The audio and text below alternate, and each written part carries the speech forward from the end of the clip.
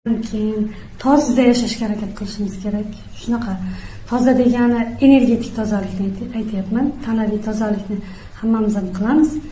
Energetik tozalikni judayam halol tarzda yashashimiz bu hayotda judayam muhim hisoblanadi.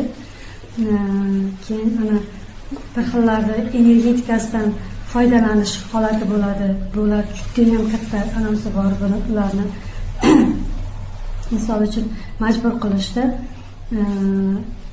o'zini anasi uchun, o'zini foydasi uchun boshqalarning energetikasidan foydalanishga majbur qilish, insonni manipulyatsiya qilish.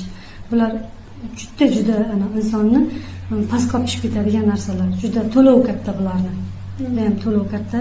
Judayam ogoh bo'lish kerak. Keyin ko'proq keyin unaqa berish kerak borliqqa. Nima deydi? Ehson chiqarib turish kerak. Ehson chiqarib turish kerak borliqqa. Judayam ko'p ehson chiqarib turish kerak. Bu bizni yuqoriga etaplarga chiqishimizga ham yordam beradi. Ruhiy etaplarga. Mana biz shunchalik e'tiborli bo'ling, ruhiy etaplarga chiqishga harakat qilinish kerak. Bu dunyo moddiy dunyolari o'tadi, ketadi. Moddiy dunyolarda biz qancha ruhiy etaplarga chiqqanimiz sari o'sha moddiy narsalar bizni o'zi oldimizdan chiqadi. Mana yo'lda ketib boryapmiz, bizga ruchka kerak bo'lsa, ruchkani beradi, mashina kerak bo'lsa, mashinani beradi. O'z-o'zidan bo'lib ketadi bu narsalar. O'z-o'zidan bo'lib ketadi. Hayron qolasizda.